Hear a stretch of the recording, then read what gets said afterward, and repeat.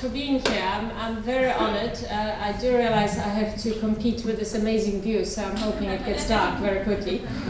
I'm going to sit down and try and make it as informal as I possibly can, and not swim around. Okay, let's not move.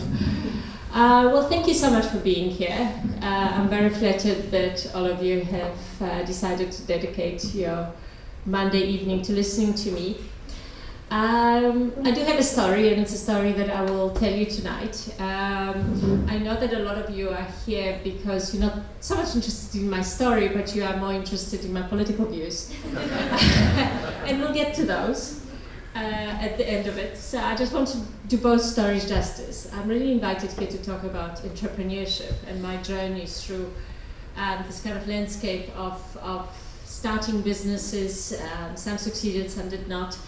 But I'm very happy to, at the end, take questions, and answer any questions you might have and make them as controversial as you wish to. I'm always blunt in my answers. In telling this story, I just want to do a couple of disclaimers, and that is, I don't mean to insult anyone. I think, I've encountered a lot of characters through my journey, and they've all made my life journey a very colorful experience. So in telling you the story and being very honest about the characters I've encountered, I don't mean to defame anyone, besmirch anyone, but they've all have played a role in shaping me into the person I am, and in helping me succeed, even if they didn't think they were doing so at that time. So let's begin by telling you a little bit about my childhood, and my childhood, probably the first 12 years. Were very happy ones. I was born in Poland in the middle of communism, while communism still worked, which basically meant everyone was equal. I mean, it's a little bit of Animal Farm, but only 10% of the population of Poland belonged to the Communist Party. The rest of us were Roman Catholic Church. And so, everybody had the same. Everyone lived in kind of 30 square meter apartments, but everyone had a job. Everyone had access to fantastic education, particularly with a focus on maths and sciences. And everyone had free healthcare of very, very high quality. So it really was, the ideal society, particularly when you look at South Africa and the level of inequality we have here. It is a model that you almost, would like to replicate in some shape or form. In its purest form, communism, though, is absolutely, unaffordable, and eventually the system went bankrupt. And as Margaret Thatcher said, eventually you run out of other people's money. And that's when things started collapsing, and they collapsed very, very quickly. So this is, early 1980s. And all these Eastern European countries, satellites of USSR, started running out of food, which was the most visible sign of this economic collapse. And in fact, eventually we got to a point where we were all issued with food stamps, literally, postage stamps. And each postage stamp would say, you're entitled to get a card of postage stamps per month. And it would say, you're entitled to 1 kilogram of sugar a month and 5 kilograms of meat. The problem was you couldn't eat those postage stamps. It didn't mean that there was food on the shelves. It just meant you had a postage stamp that entitled you to it, should there be some. So again, literally overnight, queues started forming outside of empty shops. What used to be, normal shops as we know it, became empty warehouses, and people would queue for days, hoping that some food would be delivered and you could buy it. So, invariably what that led to is a wave of people illegally crossing the border. We weren't allowed to, by the way, in those days, cross the border officially. You had to get very special permission. You always had to leave a hostage behind. So if you were a family, you always had to leave a family member behind in order to be permitted to leave Eastern Europe for window in time. And but anyway, bribery, corruption. Good on the topic. I got exposed to it early on in life. We managed to, for whatever reason and whichever way my father organized it, managed to get the right paperwork, but we still couldn't cross the border at the same time, so we crossed the border in different places. We split up as a family, we met up the following day in Austria. And at the same time as we did that, so did 3 million other Eastern Europeans. And we all ended up in refugee camps in Austria, Germany, and Italy. And why those 3 countries? Well, those 3 countries were the aggressors in World War II. And unbeknownst to them, they signed the Geneva Convention after World War II. There was a clause there which said that they are obliged to accept political refugees from previously occupied territories and provide refuge for those refugees. Not work, not employment, not permanent settlement, but just refuge. And United Nations would fund that. So obviously overnight, we turned from economic refugees to political refugees. It's amazing what you can pull out of your hand when you have to. And we applied for political refugee status, and we were housed in barracks outside of Vienna in Austria. And while you were housed in these barracks, you weren't really allowed to leave. So it was very much barbed wire fencing. But you know, what we could do is apply for immigration to countries that accepted immigrants, and that's Australia, and United States, and New Zealand, and Canada. So everybody applied everywhere and hoped for the best.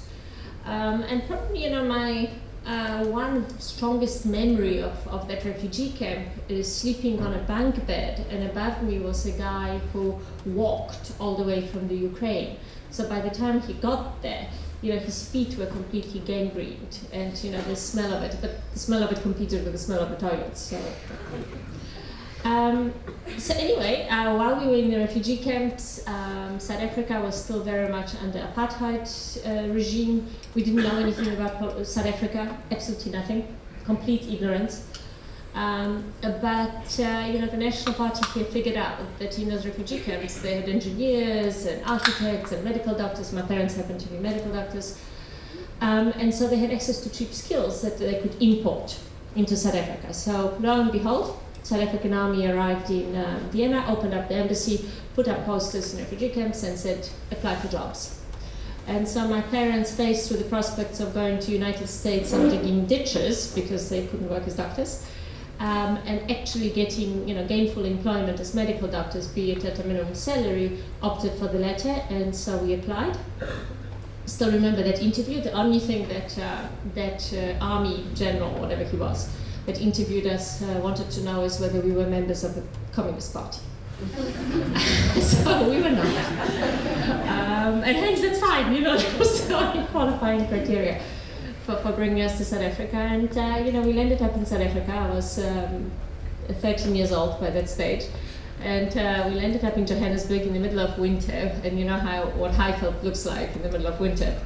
I mean, at that stage, you know, we didn't have Midrand, so there was Johannesburg, there was Pretoria, and grass, burning grass.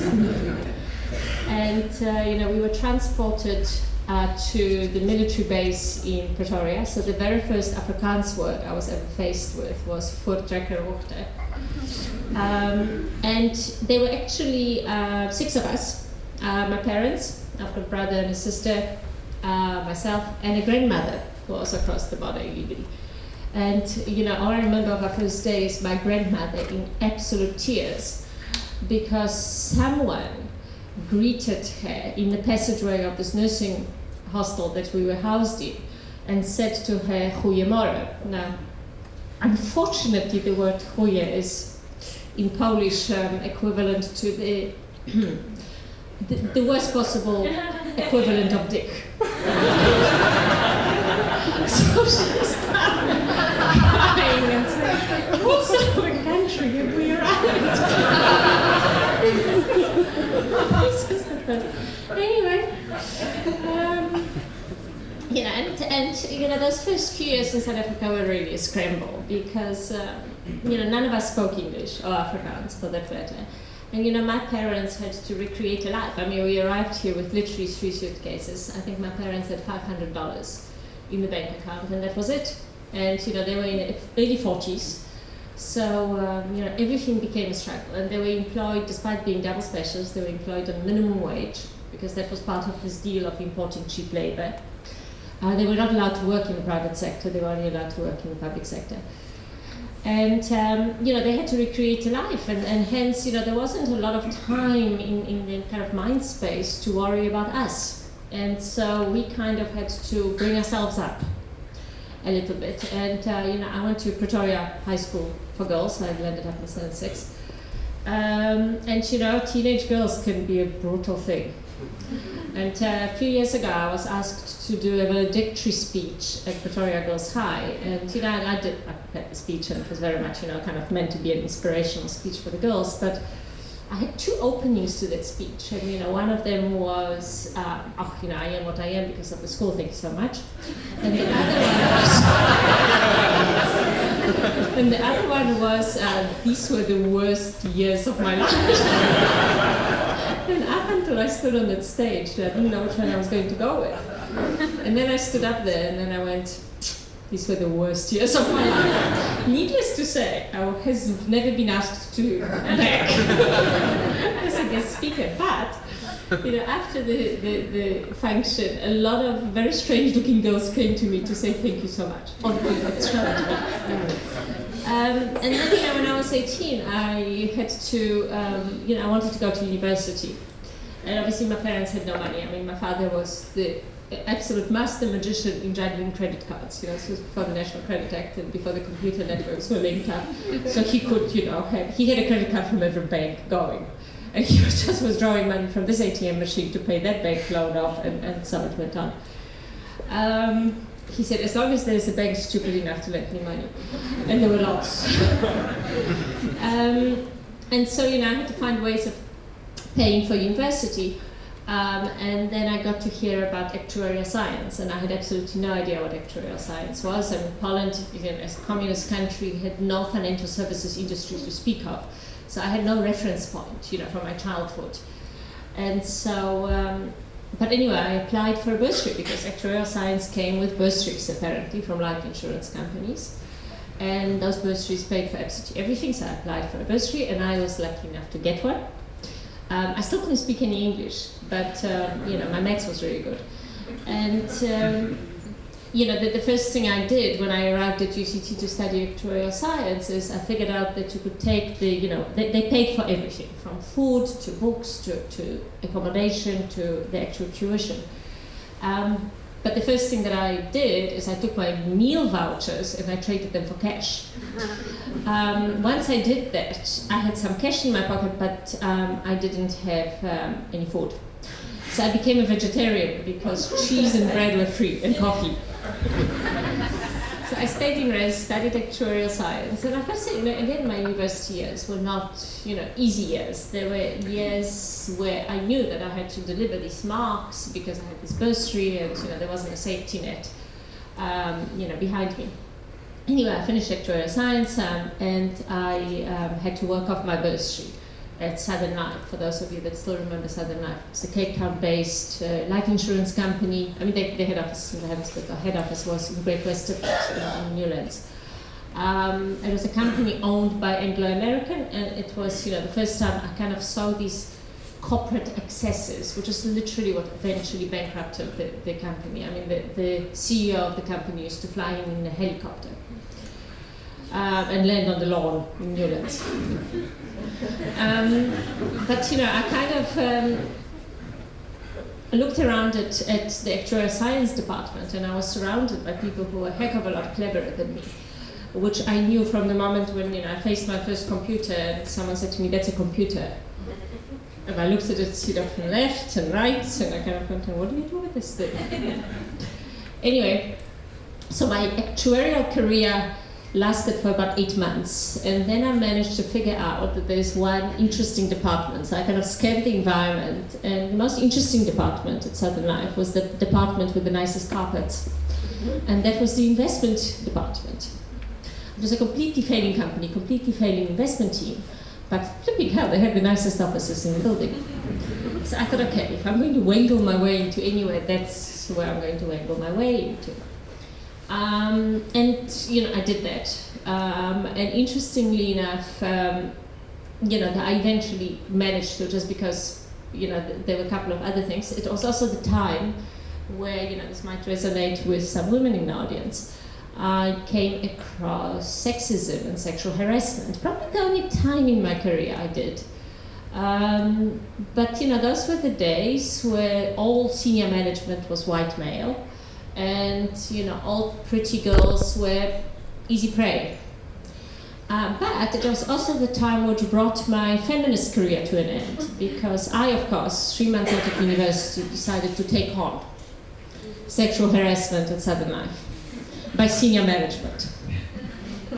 And there were a couple of incidents, and I blew them up, and I insisted on investigations by HR, and eventually I was called in by HR. And I was told, this comes from the board of Anglo-American. If I don't stop, they will make sure I never work in South Africa again. So my kind of early activist career started there. But that didn't convince me that I should stop. But and this is, again, lesson to all the ladies in the audience. What convinced me to stop, and why I never actually went back to this concept of feminism again, was I had a delegation of women from Southern Life who came to me and said to me, Magda, please stop. You're not fighting these battles on our behalf. We quite enjoy the attention. We enjoy getting dressed up in the morning, and we enjoy the attention. So you're not fighting our battles.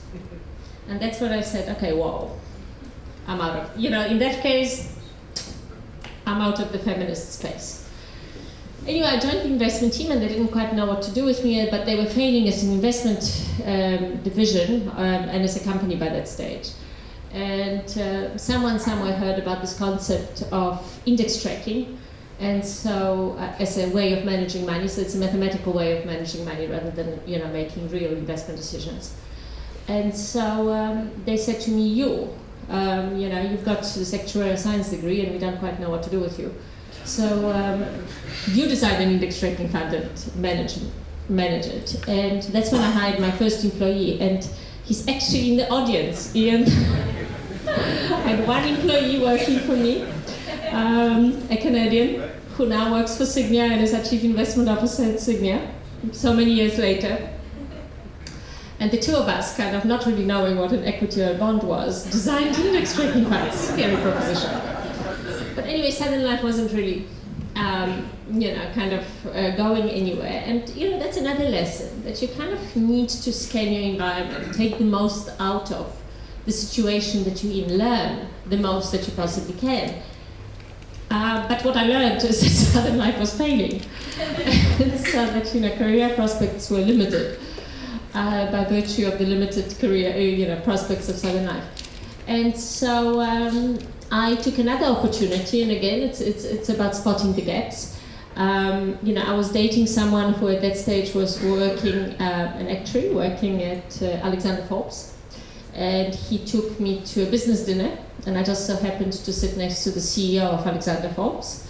And I thought, I can't waste the opportunity like that, so we ended the dinner with a job offer from Alexander Forbes. And they didn't quite know what to do with me, but I had this kind of investment background, few months. But that was good enough, because skills shortage in South Africa, early 1990s, so this is after 1994. A lot of people emigrated, and hence, this is what we're facing in South Africa right now. But what it did me, on a positive note, is that as a young person, no one, was ageist about the jobs that you were given, because people couldn't afford to be. You grabbed whatever skills you had. So the fact that I had a smattering of investment knowledge was good enough.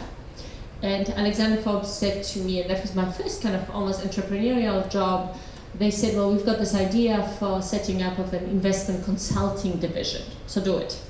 Together with someone else in Johannesburg, but you're in Cape Town, so you do it for the coastal regions. And we didn't really have an idea of what investment consulting to pension funds should look like.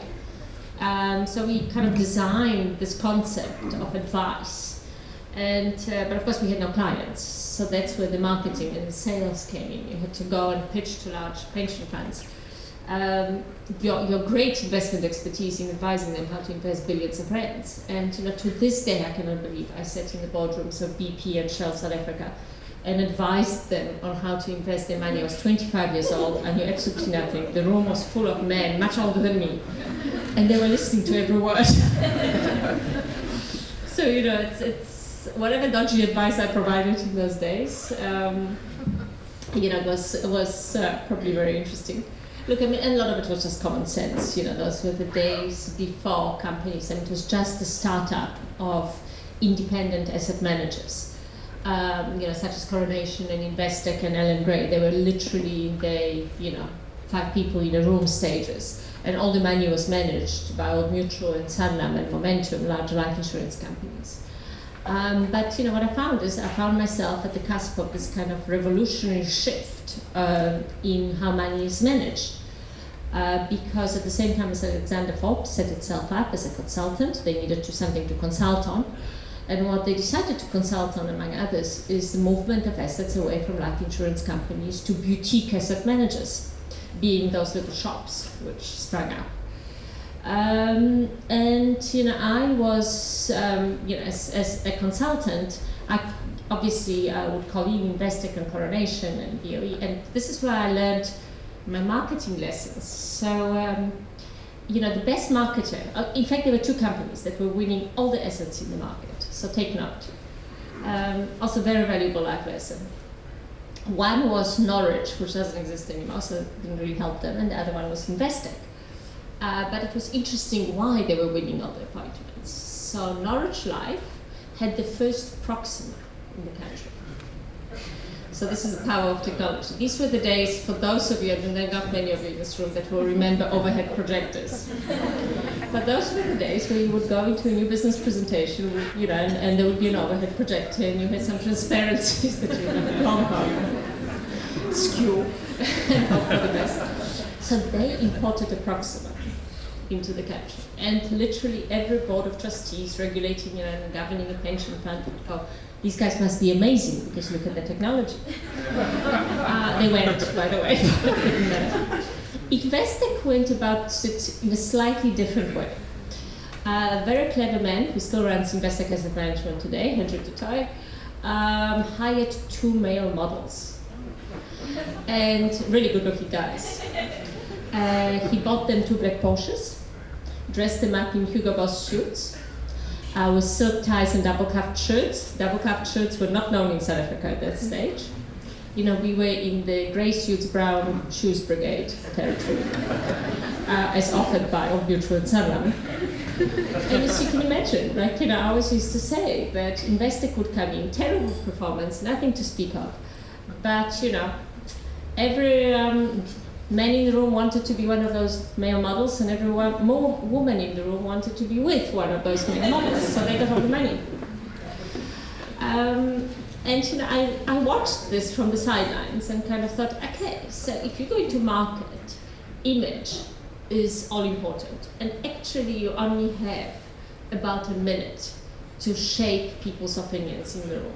If you don't succeed to get them on your side within 1 minute, you failed. So that was very, very valuable from, in terms of what happened next. And really what happened next is I was approached, like the worst crowd in the book, who had the worst transparencies, were Coronation. And, I called them in, I called in the management team, and I said to them, look, you guys are an embarrassment. Complete embarrassment. I'm calling you and putting you in front of my clients, but these flipping transparencies, you guys need to get your act together. You're competing with Proxima and male models. So come up with a plan if you want to see another new business pitch. And instead of coming up with a plan, their plan was to hire me. So they came to me and they said, would I be interested in a job at Coronation?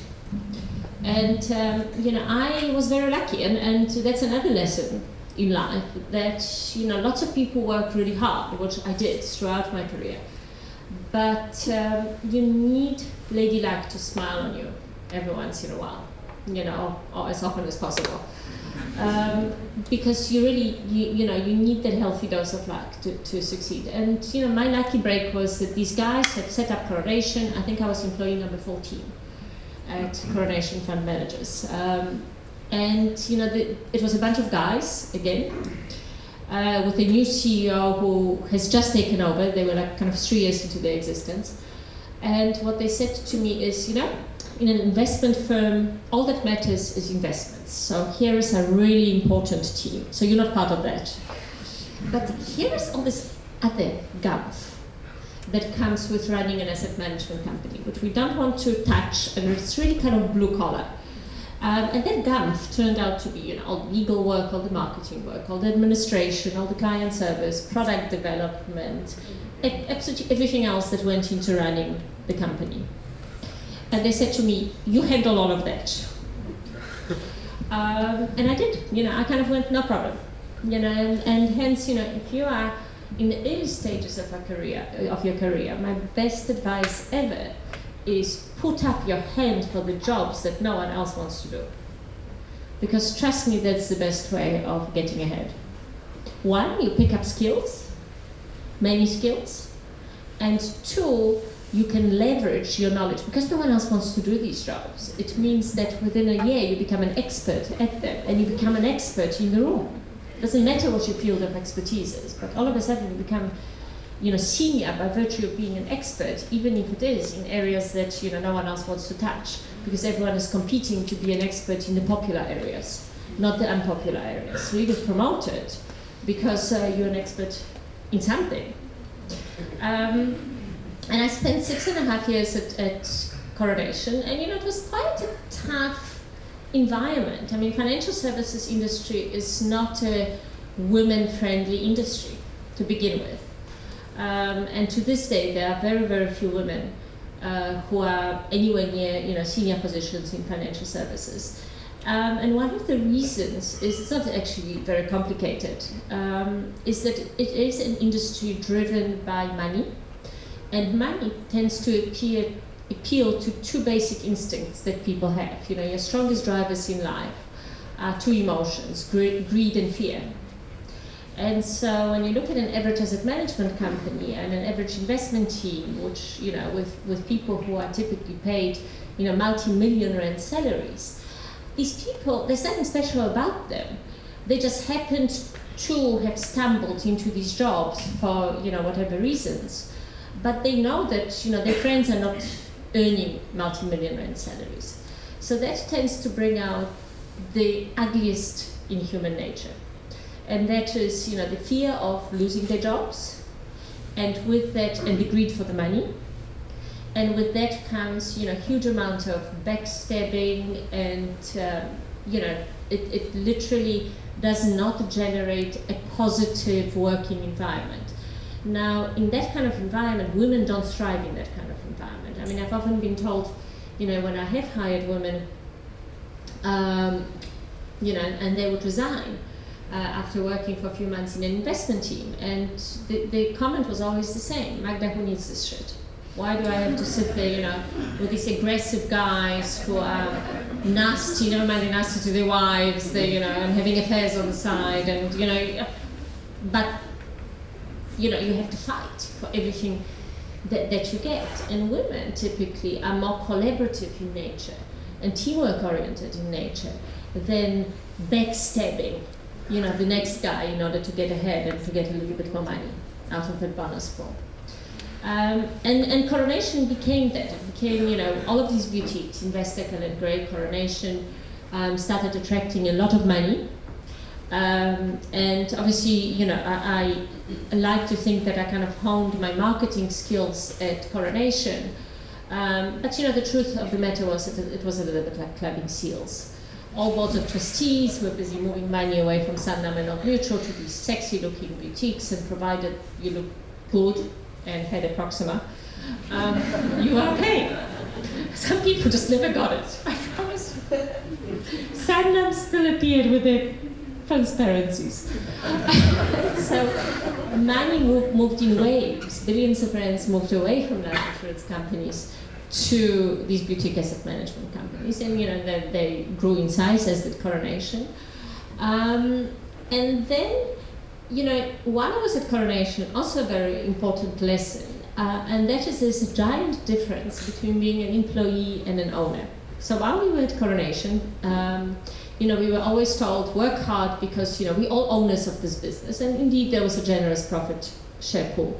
but we all owners of coronation. And then, 6.5 years into that experience, we all learned through a very tough lesson that none of us were owners.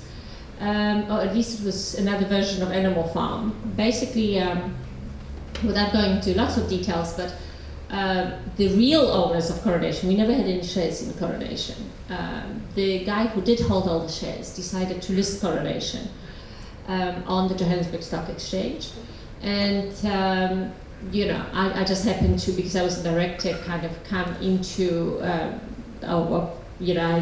knew about it early on, and we tried to negotiate a shareholding with him, and he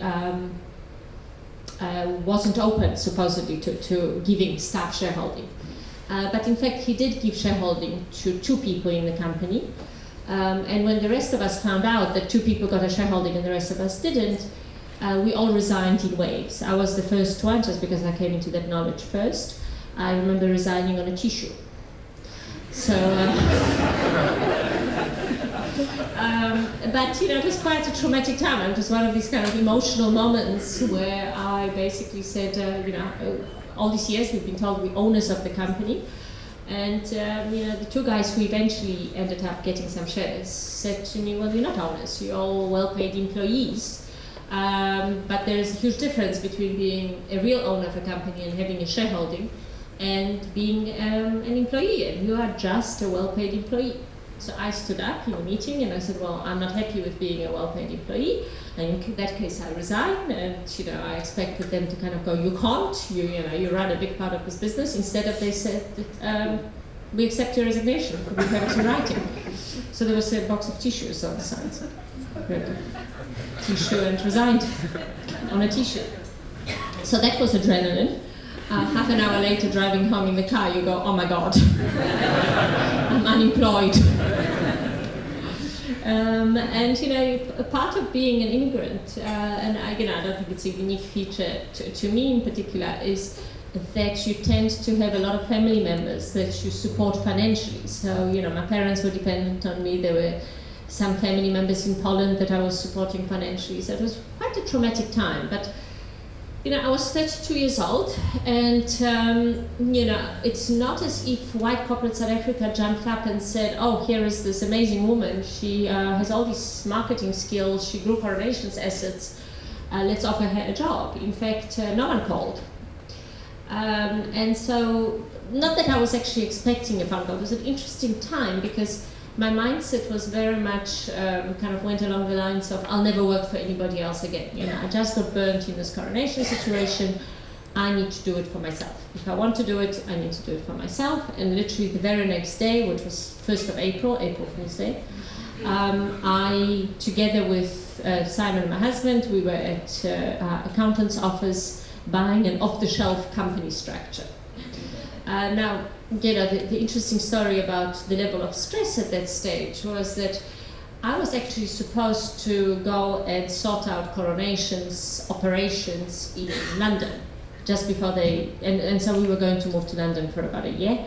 And Simon, who is an actuary, he's here in the audience, who was working for Alexander Forbes, he resigned from his job with a 1-year restraint of trade in anticipation of us moving to London.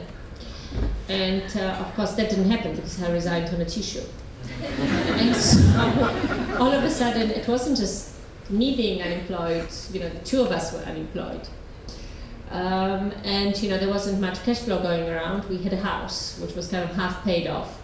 But I've managed to dip into a bond many times. So one of the lessons I've learned is, I guess it goes back to my father, if there's a bank stupid enough to lend you money, take it. Provided the interest rates are good enough. And so, we started a company. We kind of looked at the lessons of coronation. Started kind of a fund of hedge funds business, very complicated product. We thought there was a space for it in South African market, and we started our own company. And a couple of people followed me from coronation, which contributed to kind of the chaos that they experienced on their side. But they were willing to work for me for no money. And that was a real problem because we set up these really fancy offices in Newlands, but we had no clients. And that's another lesson that I've learned, and that is that if you think you're in existing employment, in a safe career, and you've got all these clients that you're servicing, and they all love you, don't for a second be confused about the fact that the power of the brand is stronger than the power of the love they feel towards you. So when you walk out, do not expect anyone to follow you, as far as clients are concerned.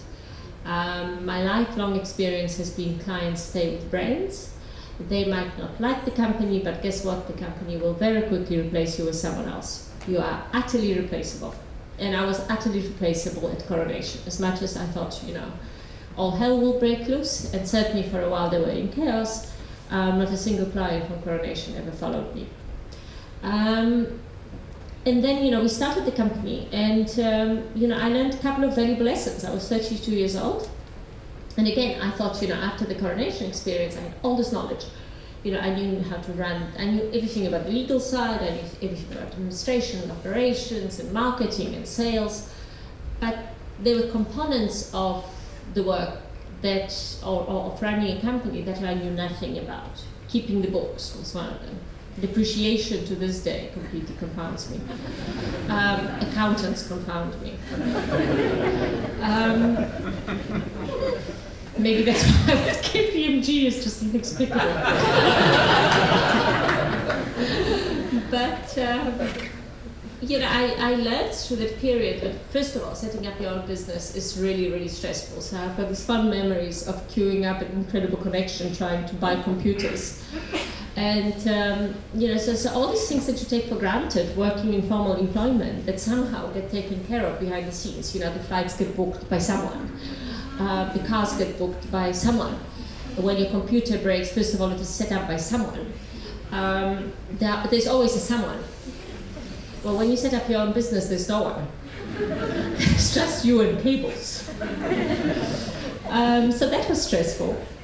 And then, what contributed to the stress, and I guess, the one feature of my life has been that I've always managed to attract a fair dose of craziness.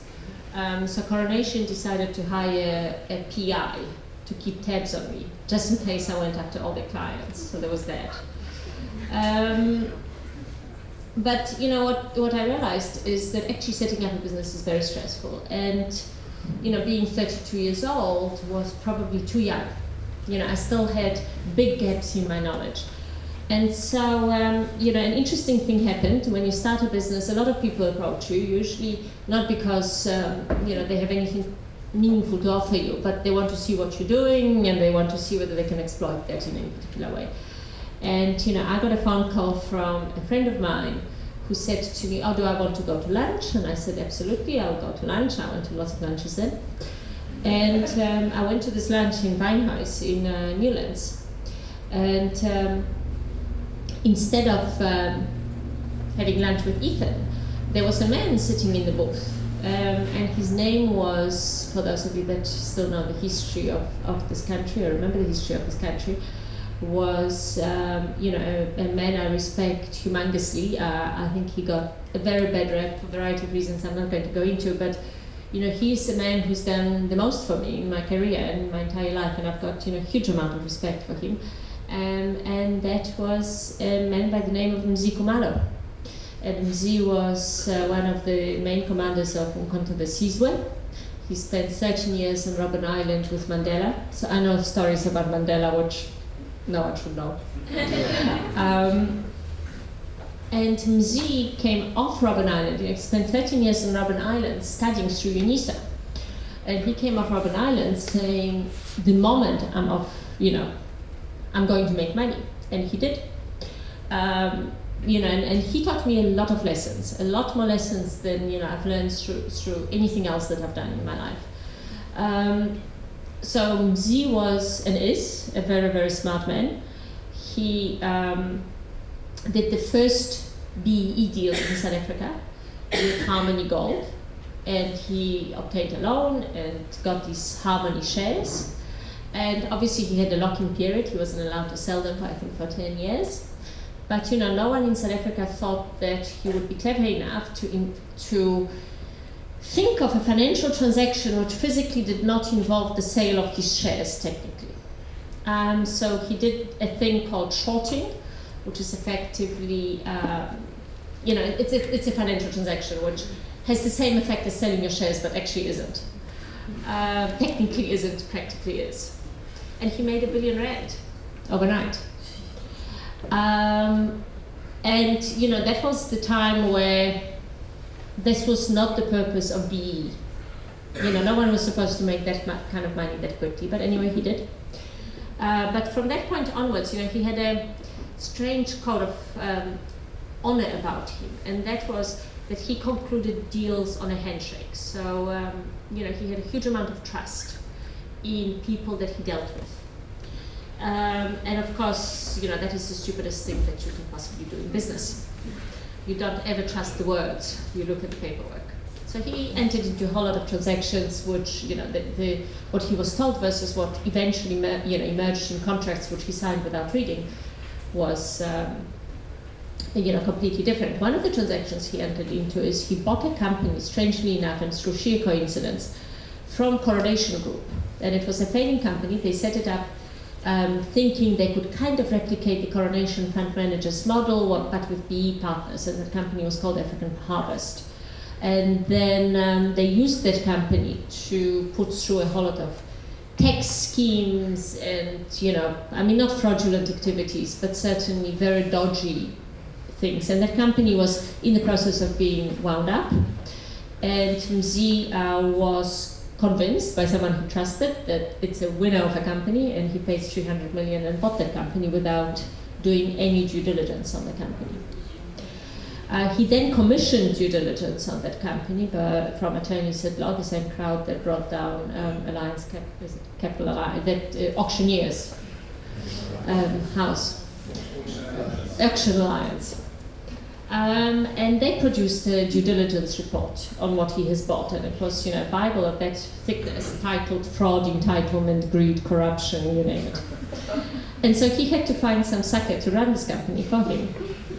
And I'm quite sure that a 32-year-old white woman wasn't number one choice. I think it was turned up by a number of cleverer people than me. But he had this lunch, he introduced himself, he said to me, Magda, I'm Z, you've got a business, I've got a business, let's make a deal. When something looks too good to be true, it usually is. So that's another lesson. So I thought I was very clever, negotiated a deal, negotiated a shareholding in African Harvest, and sold, because I knew that, he had a business, I had an office with some people on no salaries.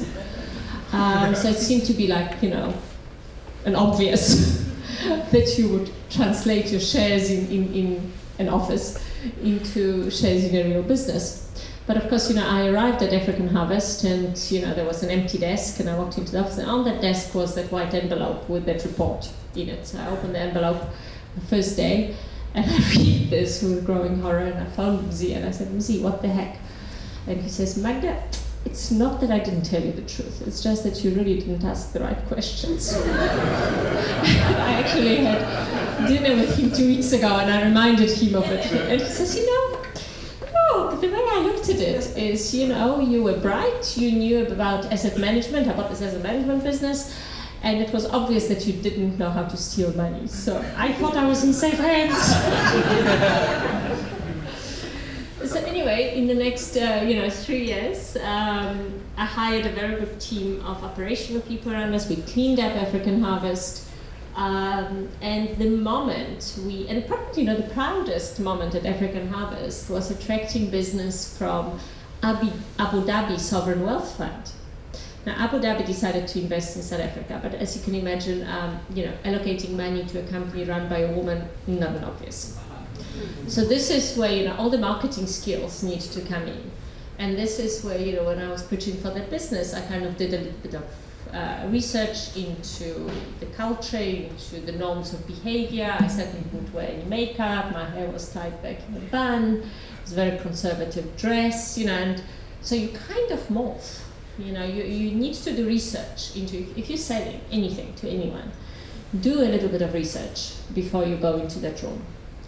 And we got an allocation from Abu Dhabi Sovereign Wealth Fund, which was highly unusual. African Harvest by that stage has grown to being, the largest majority black-owned asset management company in South Africa, competing with Coronations and Investex. And as much as we had this huge B shareholding, we never got any government contracts. That hasn't changed.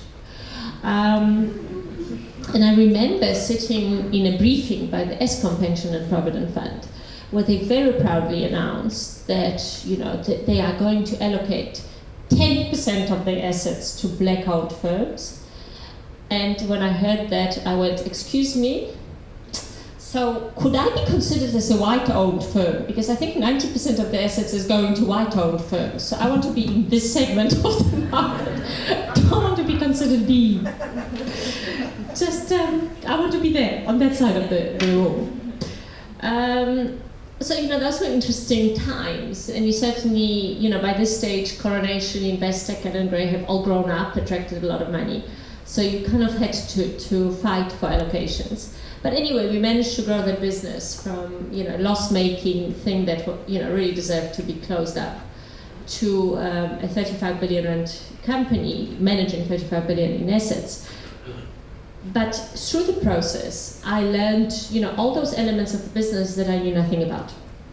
Accounts, tax, auditors, things that were clearly missing in my education. And so 3 years into this, Mzi called me and said, Magda, I reckon I've just done the calculation and I think I can recover my 300 million if you sell the business immediately. So you've got 2 weeks. And of course, there's no way of selling a business in 2 weeks.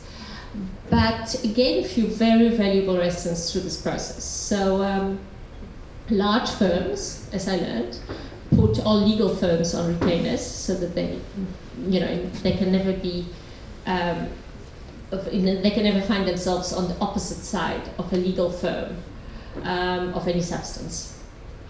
But I managed to find, a senior partner, corporate partner in a company which subsequently merged with Klipdecker called Hofmeyrs. And, he agreed to represent me in this transaction. I thought I was in safe hands. And we started, there was a whole bidding process, but anyway, eventually we started negotiating with Cadiz. And Cadiz was an interesting company. They're much smaller today than they were then. Run by a complete bunch of males. By the way, I'm completely not anti-male, so take it for what it is. But it was run by a bunch of, I'll tell you a very funny story which kind of relates to this, to do with KPMG at the end of it. But it was a bit of a similar situation, a bunch of guys who have never negotiated with women, and it was myself, and my chief operating officer was also Nikki, so it was 2 of us. And there was supposed to be a corporate lawyer in the room, except he didn't pitch up.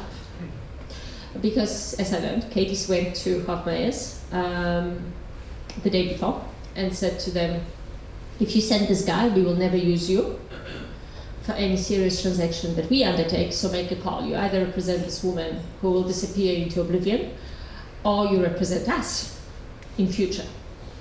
So instead of sending a corporate lawyer, they sent a junior assistant. But Ellen proved to be very, very useful to us because these Cadiz guys were swearers of note. So they actually could not fathom negotiating with women. And hence the idea of negotiation was screaming, shouting and swearing. And fortunately for us, Ellen came from some township really deep in, and he could swear better than anyone. So there was a lot of shouting and screaming that went on, but it didn't take us long to figure out that instead of focusing on the paperwork, these guys were just screaming and shouting, and they thought that was negotiation. And we also figured out, I figured out that the more they thought they had to do it negotiate with women, the worse they got at it. So I decided that in that case, let's go back to marketing lessons 101. You need to ramp up the woman bit. So hair in ponytails, the skirt went up, I started wearing boots. And they just completely lost it. They just could not understand how they wanted this asset. It was a valuable company, but I was this moat between them. And so they eventually signed, I still have a fond memory, I'm not going to name his name, but I still have a fond memory of the CEO of Cadiz. standing up and literally like banging the boardroom table and screaming at me, Magda, I'm not as stupid as I sound. So, another lesson, I never lost my cool in any of these negotiations. But you watch and you observe human behavior. And you adapt. One of the greatest marketing techniques ever is mirroring. And that is you adapt your body language and you adapt to your environment.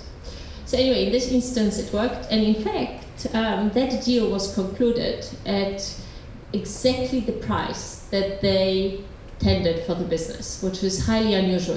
People usually bid high to buy a business in order to eliminate competition, and then they start negotiating and whittling the price down in a deal. And I was too ignorant to know that. So I thought, if they said 300 million, they're going to flipping hell pay 300 million. And so, they ended up paying 300 million for the business and promptly ran it into the ground. So I did at the time offer to help them for a while to stabilize clients for free. And they said to me at that stage, and another lesson, never be arrogant. I offered my help. They said to me, Magda, we do, these clients are now Katie's clients, we do things the Katie's way and we don't need your help. So that was that.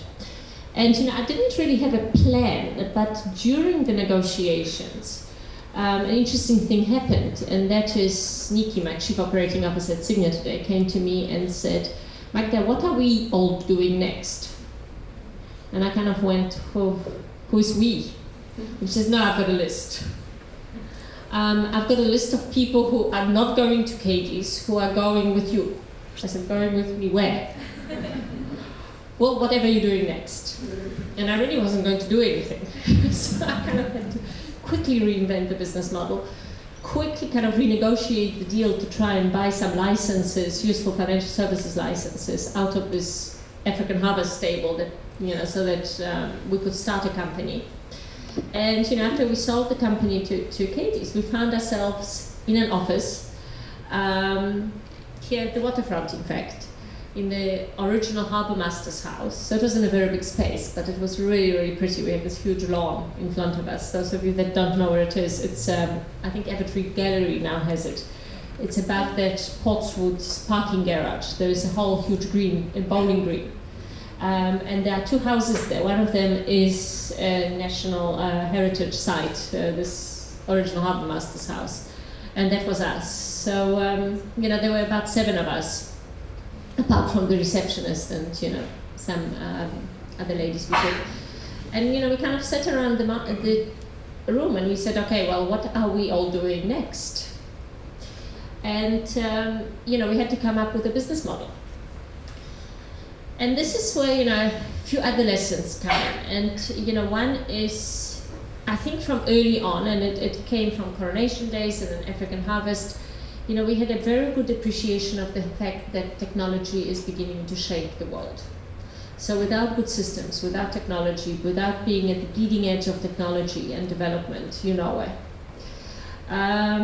So already at African Harvest, we started to develop very strong administration systems, and because Katie's didn't really know what they thought they were buying an asset management company, they didn't place any value on technology. As part of these negotiations, I managed to buy out our systems out of African Harvest. The next thing was to basically say, well, if you're entering the market and we have no brand or brand recognition, we have no clients, we have no money, because venture capital doesn't really exist in South Africa. We had no performance track record. I mean, all we know is how to manage money, but we have no performance track record. What do you do? And how do you start a business? And here is a very kind of valuable lesson that I've used over and over again, and that is start with a blank piece of paper. Whatever industry you're in, do not imitate. Do not try to take on the bigger guys at their own game, because chances of success are 0. They've got track records, they've got brand recognition, they've got clients, they've got capital, they've got money. So you need to innovate. You need to do things completely differently and so radically differently that it will capture people's attention. Because if you just imitate and do what the bigger guys do, well, chances of success, I can tell you right now, are zero. So we decided, obviously all we knew, and that's our reference point, was financial services industry and asset management. And we looked at this whole space, and there was Coronation and Investec and Allen Gray, and chances of competing with them were slim. But there was one segment of the market which had only two players in it, and that was this concept of multi-management, or managing money by, on a fund of funds basis. So you select other managers and you put them together and blend them together in strategies. And there were only two players in that space.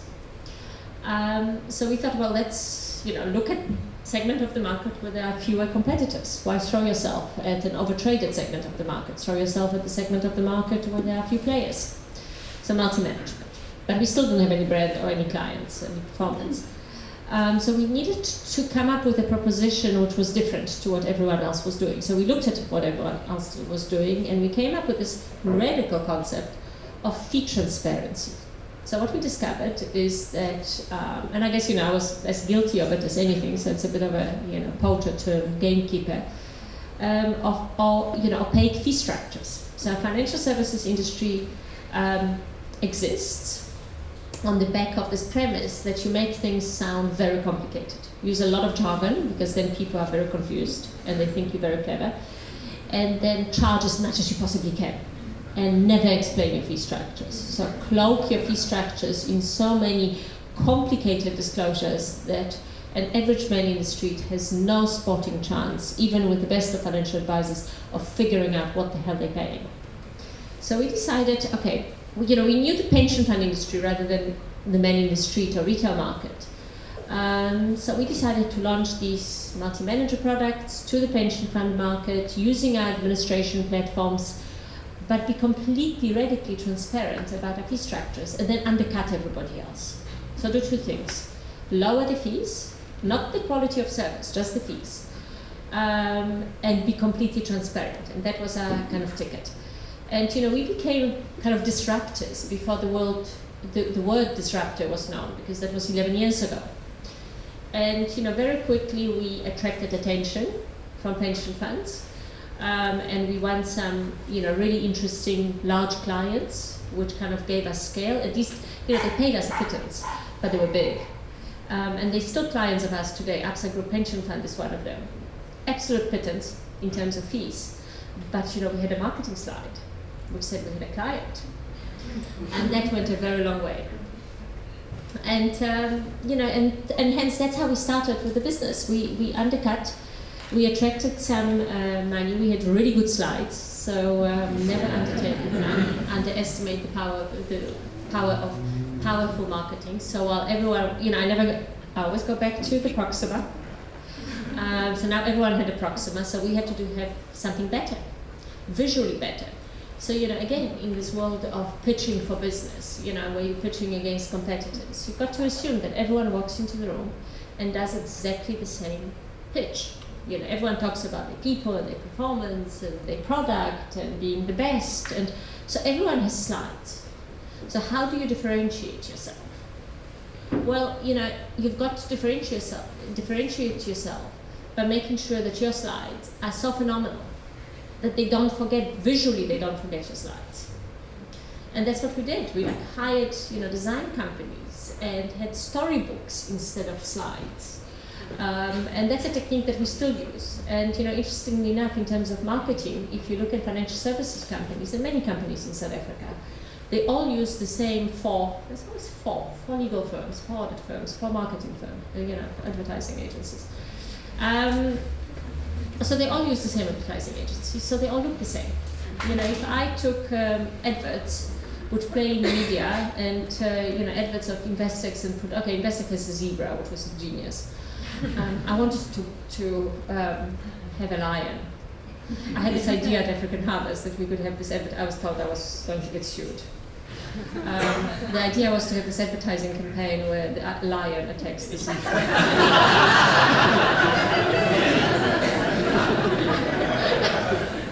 I was told by lawyers otherwise I'm going to get sued. Investec owns the zebra. And so, we've always so if you strip away the logos, you'll find that a lot of advertising in South Africa looks the same. You won't be able to tell the difference. So we've always, in terms of our design, interestingly enough, looked for the best talent, and the best talent, unfortunately, has left the shores of South Africa. If you are creative and you are really, really creative at what you do, you go to London, you go to New York. And so we've always kind of found small firms that we could afford, but in those cities, to get completely fresh, brand new ideas that are not, used in South Africa yet. And anyway, we started growing Sygnia. We started with, very little, and managed to start attracting business very rapidly. So in the last 11 years, we have grown the assets that we manage, and some of the money we just administer. But I think we're now at about 174 billion in assets, so it's a bit of an exponential graph. But understand that a lot of these assets are being managed at very, very low fees. And then we went back to, or at least I went back to my roots, which was Southern Life, and running the first index tracking fund. And we had to find ways of, if you're going to undercharge, you need to find ways of doing things much more efficiently and much more cheaply. So one is using of technology in order to leverage what you do and automate as much as you possibly can. And the other one is, index tracking is a really cheap way of managing money. You don't need to employ multi-million rand prima donnas. You can employ just some very smart people, statisticians, but who are able to, are willing to work much lower salaries. And so we went back to this, to index tracking as a way of managing money. So we started running funds which were a blend of coronations and Ellen Grays, but also index tracking funds. Which in today's world, index tracking is starting to gain in prominence. South Africa still doesn't really care about, people are starting to care about fees, by the way. Simply because now that, the hangover of global financial crisis, where there were these unlimited amounts of money thrown at the financial markets by central banks, is coming to a close, and we suddenly are living through a world of single-digit returns. So you're lucky if it's a positive number from month to month in terms of your savings. All of a sudden, people start to care about fees. So they still don't care about how we manage money on a cheap basis, but they care about fees. And about 5 years ago, we then decided the time has come. We have all these pension fund clients, but the time has come to enter the retail market. And that is, try and attract individual savers. And it was back to the drawing board. It was back to whiteboard and saying, how can we do things differently? And doing things differently meant go back to basics. Simple products, radically low fees.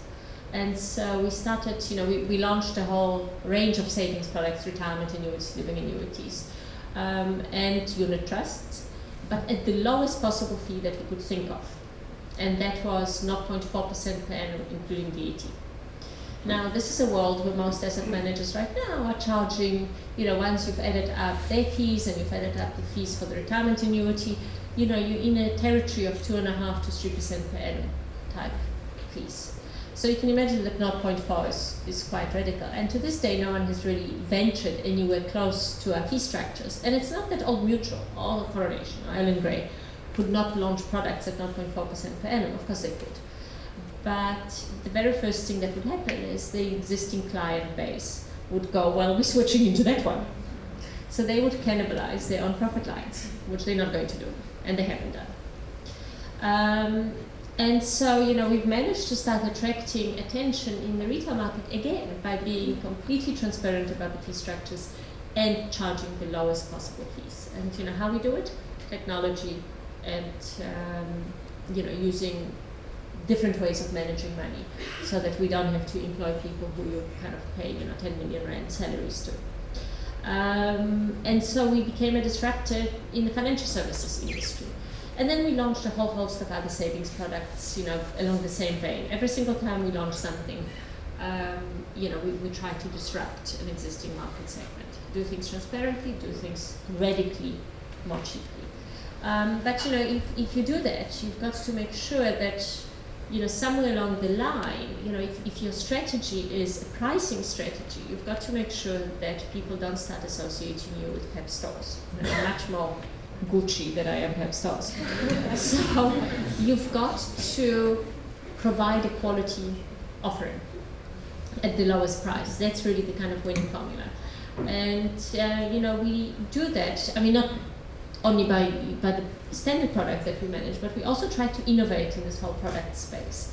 So, for instance, we launched a product called the Sygnia kind of Fourth Industrial Revolution Fund, which invests in and tracks indices, but it invests in companies involved in all these technologies driving the Fourth Industrial Revolution. So it's drones and self-driving cars and virtual reality and satellites and suddenly you start being seen as more than just a cheap service provider. You become seen as an innovator, and that's the space you want to occupy and own. You want to be perceived as an innovator. We're looking at a Bitcoin fund right now, if we can get it past regulators. China isn't helping, for those that know Bitcoin. But we're trying to launch the first Bitcoin fund in South Africa, which I think would be a very attractive proposition for a variety of different reasons. So you want to be able to kind of marry these elements of innovation and pricing and technology together, whatever service it is that you're offering. And so Sygnia, we still didn't have obviously charging low fees. You've got to come up with creative marketing strategies, and creative marketing strategies mean that just because you don't have the marketing budgets of a Coronation or Ellen Gray. So if you think that Ellen Gray spends 180 million rand a year on advertising. So I always laugh. I kind of go, if you hear that haunting music, you really should enjoy it because you're paying for it out of your fees. When you walk in the Cape Town airport and those Coronation ads, 25 million a year for that corridor. That's not coming out of their pockets, that's coming out of your fees. I hope you like those ads. So we don't have 25 million to spend on advertising. So you have to come up with creative business strategies, and one of our creative business strategies was to list on the Johannesburg Stock Exchange. Not because we necessarily needed the capital, but with a listing on an exchange comes endless opportunities for free PR. So you can, talk about your results, you can talk about your company, you are taken a lot more seriously, and a whole lot of kind of due diligence issues go away. People, the moment they ask, well, who is Sygnia, and you go, we listed on the JSE, they go, okay, fine, we don't need to know anything more. They don't ask about our external auditors, who are KPMG. And, we know how relevant that is. So that was a creative marketing strategy, was to list, and that certainly gave us a bit of a boost in terms of market recognition, and that really brings us to where Sygnia is today, or at least was 6 months ago, before we embarked on our activist strategy, marketing strategy, which really wasn't a marketing strategy. But I think this is where Sygnia is now. We're growing every day. We're attracting a lot of interest from individual investors, from institutional investors. And that probably brings me to the final chapter of the story, which is this, kind of last 6 months of Sygnia, where I think we have gone from little brand recognition still, because, it takes years to establish a name among consumers out there. It's easier marketing to large pension funds, by the way, because that's a market controlled by a few consultants, and provided they know you, they'll call you in front of clients. It's much more difficult to touch the consumer out there, the man in the street. It's really takes years to build up a brand. It doesn't happen overnight, and anyone who thinks it does, is fooling themselves. And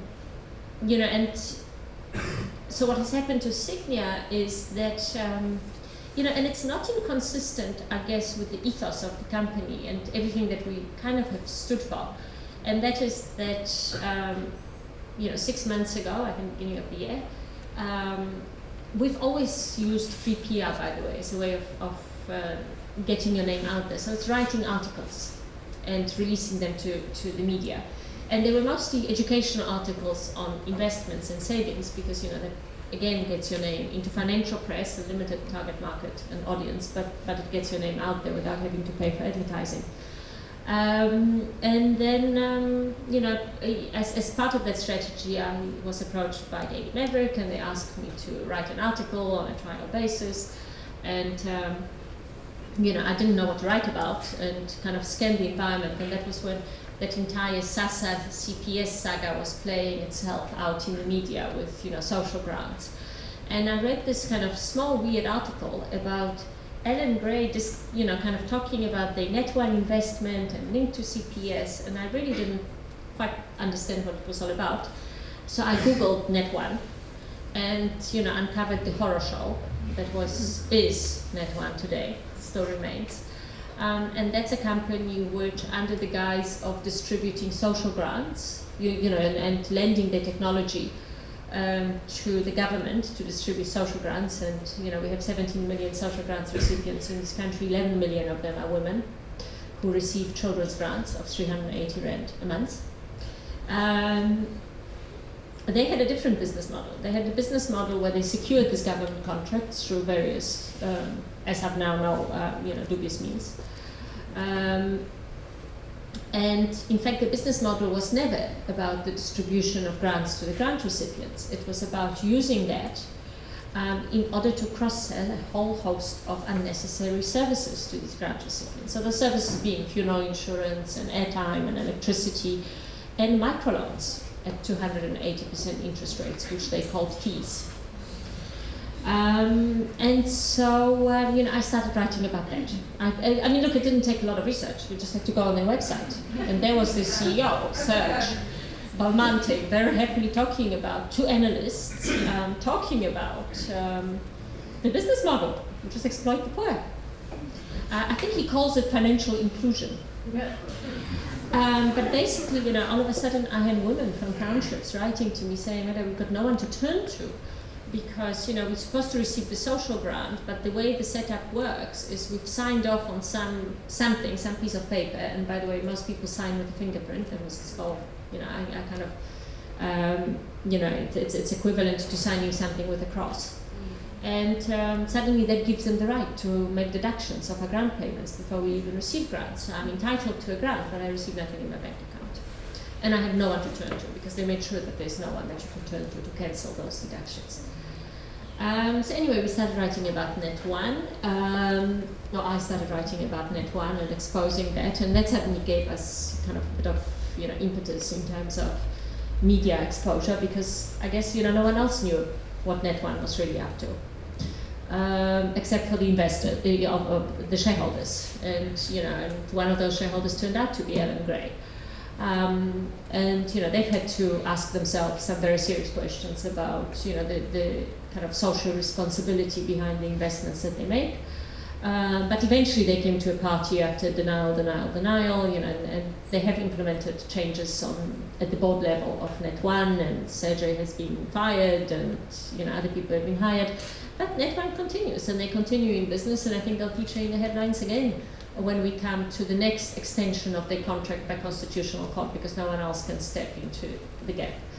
But that whole experience, apart from obviously the publicity side of things, certainly made me a lot more politically aware in terms of, so I think I was a much happier person 12 months ago than I am now. I certainly didn't need security 12 months ago. But all of a sudden, you kind of wake up to the reality of the country that you live in. And that reality is quite scary. I obviously have always, I suddenly, in fact, remember the conversation I had with Mziku Malo, and that conversation happened right after Polokwane. And he drove out of Polokwane, and he was in a rage, and he phoned me. And he said to me, Magda, a gallery of rogues has taken over the ANC. And from someone who spent 13 years on Robben Island, when he used the word rogues, I should have listened more closely. He then funded, by the way, COPE, and Zuma has hounded him out of South Africa. So he lives in London today. And so suddenly, this word rogue took on a much more deeper significance. And obviously, we've also lived through these, and are living through these unprecedented times where, Gupta leaks happened. And all of a sudden the level of, so all this corruption that you kind of whispered about at dinner party conversations and then promptly moved onto your kids' ballet lessons, because it makes for, easier, happier dinner party conversation.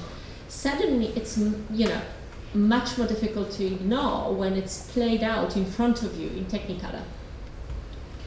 And all of a sudden, you start becoming aware of the environment you're living in. And we're living through unprecedented times, we're living through very scary times for this country. You then start looking at the economics of the country, and you're looking at 27.7% unemployment rate and a 65% unemployment rate among youth. So what do you think that will lead to? And you're looking at a dysfunctional system because the government that should be looking after the provision of basic services is busy looting from the coffers of state-owned enterprises. And let's not kid ourselves, that's exactly what's happening.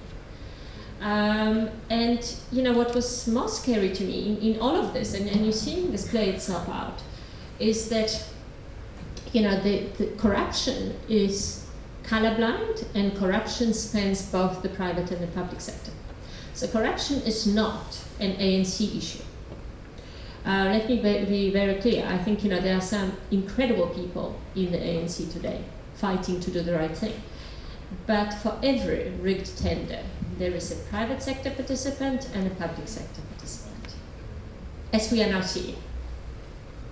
It's not a government issue. It has become an institutional way of doing business in South Africa. And corruption is not a South African issue either. Corruption is something that exists worldwide. The better functioning economies just continue to function despite the corruption, like China. Whereas we've gotten to the state where the corruption has paralyzed the functioning of both the government and the economy, and has flatlined our economy. So once you know that, you start kind of saying, well, what do we believe in? And again, you go back to how did we start Sygnia, and what were the kind of core principles behind it? And it was fairness to consumers, it was low cost, it was transparency. And I guess, it's the same values that kind of drive this involvement suddenly in the political situation in this country. But the reason, I felt that I had to stand up and become involved is that, we are in the investment industry, we're in the savings industry, and we are at the coalface of seeing how a flatlining economy affects people. So what we're seeing in pension funds is mass retrenchments. The savings pool in South Africa is not growing, it's shrinking, and it's shrinking because people are losing their jobs, and they are drawing on their pension fund savings in order to live. And for every person that loses their job, there are usually 10 dependents in this country.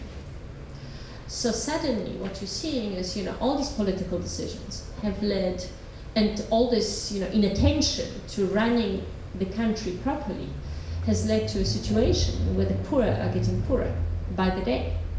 Crime rates are rising, education standards are falling. So, what do? Do you say nothing and continue to do, business as if nothing was happening? Do you pay bribes to secure government tenders?